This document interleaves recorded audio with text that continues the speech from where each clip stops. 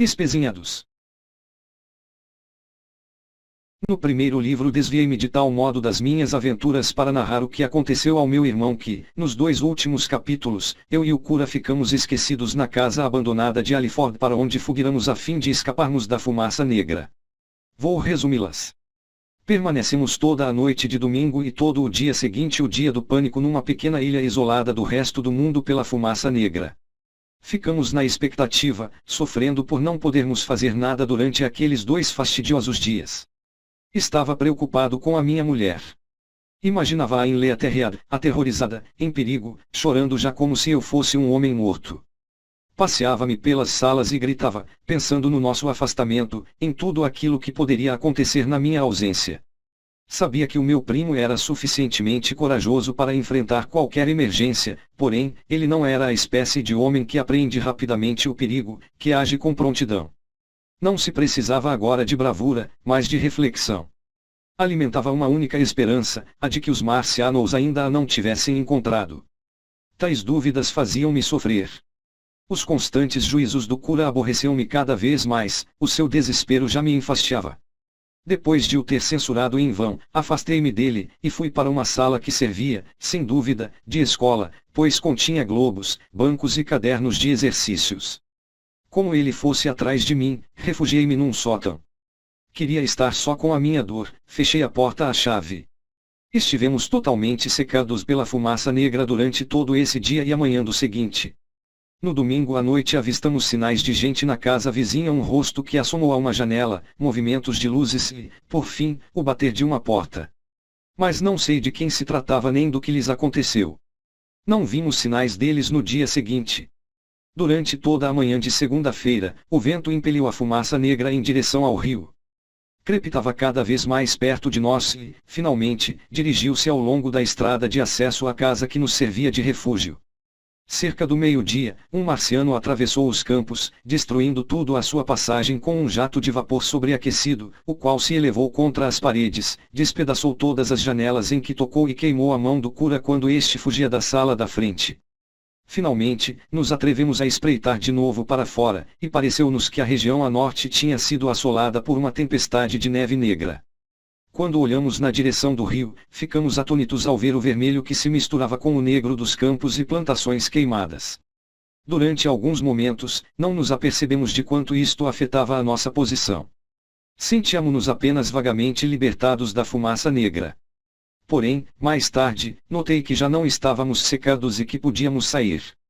Ao ver que o caminho de fuga estava livre, pensei em agir. No entanto, o cura encontrava-se num estado letárgico, como que inconsciente. Aqui estamos seguros, repetia. Aqui estamos seguros. Decidi abandoná-lo, oxalá o tivesse feito. Mais prudente agora, graças à lição que recebera do artilheiro, procurei mantimentos por todo o lado. Encontrei óleo e trapos com que cobrir as queimaduras e peguei também num chapéu e numa camisa de flanela que encontrara num dos quartos. No entanto, quando ele se convenceu de que eu queria sair sozinho, embora antes se mostrasse conformado, resolveu de súbito acompanhar-me. Na quietude da tarde, seguimos pela estrada enegrecida que conduzia a Sunbury. Em Sunbury, e espaçados ao longo da estrada, jaziam alguns cadáveres contorcidos de cavalos e de homens, carroças viradas, bagagens, tudo coberto por uma espessa poeira negra. Aquela mortalha de cinza recordou-me o que lira acerca da destruição de Pompeia. Chegamos sem incidentes a Hampton Court, com o cérebro povoado por imagens estranhas e, aí, nos esforçamos por descobrir um espaço verde que tivesse escapado ao turbilhão sufocante. Atravessamos o Bushley Park, onde os veados corriam de um lado para o outro, sob os castanheiros, e vimos alguns homens e mulheres, ao longe, correndo na direção de Hampton. Dirigimos-nos em seguida para Twickenham. Aquelas foram as primeiras pessoas que avistamos. Ao longo da estrada, os basques fronteiros a H.M. e Petersham ainda estavam em chamas. Twickenham não fora atacada nem pelo raio da morte nem pela fumaça negra, e via-se mais gente nesta região, que, todavia, não pôde dar-nos informações. A maioria dessas pessoas encontravam-se numa situação idêntica à nossa, aproveitando a trégua para mudar de abrigo. Tenho a impressão de que muitas das casas ainda estavam ocupadas por habitantes demasiado assustados para fugir. Também aqui eram evidentes os sinais de um tropel precipitado ao longo da estrada. Recordo mais claramente um amontoado constituído por 3 bicicletas despedaçadas, esmagadas pelas rodas de carroças. Cerca das 8h30, alcançamos a ponte de Richmond. Como é natural, a percorremos rapidamente, pois encontrava-se a descoberto, mas consegui divisar um certo número de vultos vermelhos, com alguns metros de largura, vogando. Não sabia do que se tratava, não havia tempo para um exame minucioso, e fiquei-me por uma interpretação mais horrível do que aquela que mereciam. Também aqui, do lado de Sere, se via poeira negra que outrora havia sido fumaça, e cadáveres um monte junto à entrada da estação, mas só vimos os marcianos quando nos encaminhamos na direção de Barnes. Avistamos, ao longe, um grupo de 3 pessoas que desciam a correr por uma rua marginal em direção ao rio, que nos parecia deserto. No cimo da colina, a cidade de Richmond ardia com rapidez, nas imediações desta cidade não havia vestígios da fumaça negra. Então, de súbito, perto de Kiel, aproximou-se, a correr, um certo número de pessoas e o topo de uma máquina de combate marciana assomou por cima das casas, a menos de uma centena de metros de distância. Ficamos aterrorizados ao vermos o perigo que corremos. Se o marciano tivesse olhado para baixo, pereceríamos imediatamente. Estávamos tão assustados que não nos atrevemos a prosseguir. Voltamos para trás e nos escondemos debaixo do alpendre de um jardim. O cura agachou-se, chorando silenciosamente, e se recusou a mover-se. Mas a minha ideia fixa de alcançar Leatherhead não me deixou em sossego e, quando o crepúsculo desceu, aventurei-me novamente. Atravessei um grupo de arbustos e uma árvore, ao lado da casa grande, que se mantinha firme, e desemboquei em seguida na estrada para Kiel. Abandonara o cura do pároco no alpendre, mas ele veio correndo atrás de mim. O segundo passo a dar era a coisa mais temerária que jamais fizera, pois sem dúvida os marcianos encontravam-se perto de nós. Mal o cura me alcançou, avistamos a máquina de combate que viramos antes, ou uma outra, ao longe, atravessando os prados na direção de Kiel Lodge. 4 ou 5 pequenas figuras escuras atropelavam-se diante dela, por sobre o verde acinzentado do campo, manifestamente perseguidas por este marciano. Não usou o raio da morte para destruí-las, limitou-se a agarrá-las uma a uma. Aparentemente, arremessava-as para o interior do grande carregador metálico que sobressaía por detrás da máquina, tal como a cesta que um trabalhador carrega às costas.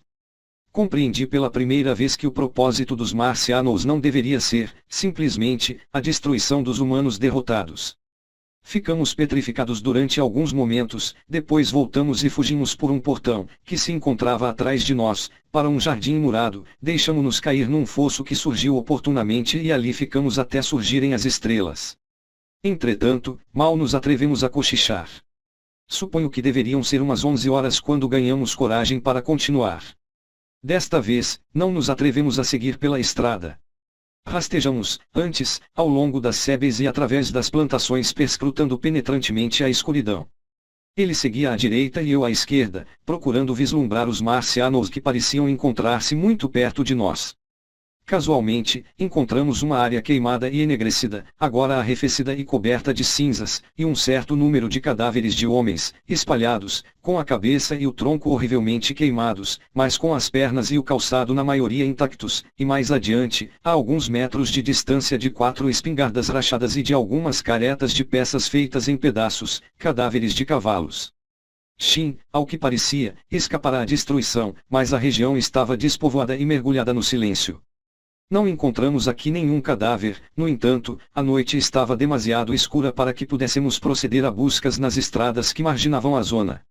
Em Shin, o meu companheiro queixou-se, de súbito, de fome e de sede, e decidimos explorar uma das casas. A primeira casa onde entramos, com certa dificuldade, pela janela, era uma pequena vivenda isolada, e não encontrei nada que comer, salvo alguns queijos cheios de bolor. No entanto, havia água, e apoderei-me de uma machadinha que poderia ser útil para arrombar a casa seguinte. Em seguida, rumamos para o local onde a estrada descreve uma curva, na direção de Mortlake. Vimos, aí, uma casa, no interior de um jardim murado. Na despensa, achamos uma certa quantidade de provisões e 2 pães inteiros dentro de uma panela, um bife cru, e metade de um presunto. Faço um inventário preciso, pois, como na realidade aconteceu, deveríamos subsistir com esta comida durante uma quinzena. Debaixo de uma prateleira havia garrafas de cerveja, 2 sacos de feijão e algumas alfaces frescas. A despensa dava para uma espécie de cozinha, com alguma lenha. Num guarda-louça, descobrimos uma boa porção de garrafas de Borgonha, sopa e salmão enlatados e 2 caixas de biscoitos. Sentamos, às escuras, na cozinha adjacente, não nos atrevemos a acender a luz, comemos o pão e o presunto, e bebemos cerveja pela mesma garrafa.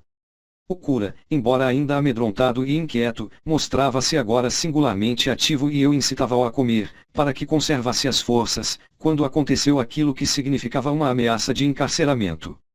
Ainda não pode ser meia-noite, disse eu. Nesse momento viu-se um clarão ofuscante de luz verde. Todas as coisas que se encontravam na cozinha pareceram claramente visíveis no verde e na escuridão, e sumiram-se de novo. Em seguida, ouvimos um estrondo, como eu jamais ouvira ou ouviria. Um momento depois, ouvi um baque atrás de mim, um ruído produzido pelo estilhaçar de vidros, um estampido e o estrondo provocado pelo desmoronamento da alvenaria, à nossa volta. A cal do teto caiu em cima de nós, desfazendo-se numa miríade de fragmentos por sobre as nossas cabeças. Bati com a cabeça no fogão e fiquei aturdido. Contou-me o cura que estive inconsciente durante muito tempo. Quando voltei a mim, estava de novo escuro, e ele, com o rosto molhado, descobri mais tarde que escorria sangue de um golpe na testa, borrifava-me com água. Durante alguns momentos, não fui capaz de recordar o que tinha acontecido. Depois, gradualmente, tudo se tornou nítido. Uma contusão na testa afirmava-o por si. Sente-se melhor? Perguntou o cura, num sussurro. Respondi-lhe, por fim. E me ergui. Não se mexa, disse ele. O chão está coberto de quecos de louça que caiu do armário. Não poderia mover-se sem fazer ruído, e eu creio que eles estão lá fora. Ficamos tão silenciosos que mal ouvíamos a respiração um do outro. Tudo parecia mortalmente imóvel, salvo, em dado momento, qualquer coisa, um pedaço de estuque ou tijolo, que resvalou junto de nós com um som atroador. No exterior, muito perto, ouvia-se um ruído metálico intermitente. Aquilo! Exclamou o cura quando o ouvimos outra vez. Sim, disse eu. Mas o que é? Um marciano, respondeu ele. Prestei de novo atenção.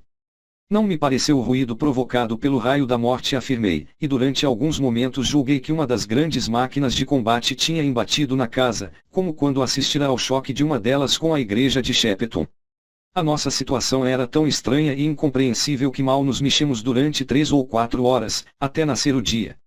E depois a luz infiltrou-se não pela janela, ainda sombria, mas através de uma abertura triangular entre uma trave e um montão de tijolos partidos, na parede atrás de nós. Pela primeira vez, víamos o interior da cozinha mergulhado numa espécie de penumbra. A janela despedaçara-se sob a pressão de uma massa de terrado jardim, que resvalara para cima da mesa a qual estivéramos sentados e jazia debaixo dos nossos pés. No exterior, a terra acumulara-se contra as paredes da casa. No cimo do caixilho da janela, via-se um tubo de algeroz, arrancado. No chão, achavam-se espalhados pedaços de ferragens, o fundo da cozinha sumira, e logo que surgiu a luz do dia tornou-se evidente que a maior parte da casa desabara. Contrastando vivamente com este espetáculo de ruína, via-se o elegante armário, colorido, à moda, verde claro, com um certo número de recipientes de cobre e de lata embaixo, o papel da parede a imitar azulejos azuis e brancos, e papéis coloridos colados na parede por cima do fogão da cozinha. Quando o dia clareou mais, avistamos, através da brecha na parede, o corpo de um marciano que fazia sentinela, creio, defronte do cilindro ainda incandescente. À vista disto, rastejamos tão cautelosamente quanto possível da penumbra da cozinha para a escuridão da copa. Bruscamente, a interpretação exata do que se passava surgiu no meu cérebro. O 5º cilindro, sussurrei, o 5º tiro disparado de Marte atingiu esta casa e soterrou-nos sob as ruínas. Depois de alguns momentos de silêncio, o cura murmurou, Deus tenha piedade de nós. Recomeçará a lastimar-se. Salvo os seus murmúrios, guardamos um silêncio absoluto, mergulhados na escuridão. Pelo meu lado, mal me atrevia a respirar e mantinha os olhos fixos na luz fraca que se infiltrava pela porta da cozinha. Só podia ver o rosto do cura, uma forma escura, oval, o colarinho e os punhos da camisa. No exterior, o martelar metálico recomeçou, seguido de um tumulto violento e, após uma pausa, um silvo semelhante ao de uma máquina. Estes ruídos, na sua maioria de explicação problemática, continuaram espaçadamente e, quando muito, pareciam crescer à medida que o tempo passava. Neste momento, começava, para prosseguir, um ruído cadenciado de pancadas e uma vibração que faziam estremecer todas as coisas que nos cercavam e retinir e deslocar os recipientes que se encontravam na despensa. A luz eclipsou-se e o sombrio vão da porta escureceu totalmente. Devemos ter permanecido ali durante muitas horas, agachados, silenciosos e trêmulos, até não conseguirmos mais resistir ao sono. Acordei finalmente, cheio de fome. Creio que a maior parte do dia se deve ter escoado antes de acordarmos. A minha fome tornou-se de um momento para o outro tão insistente que me forçou a agir. Disse ao cura que ia procurar comida e, tateando, encaminhei-me para a despensa. Ele não me respondeu, mas quando comecei a comer, o débil ruído que produzia incitou-o a erguer-se, e ouvi-o a rastejar atrás de mim.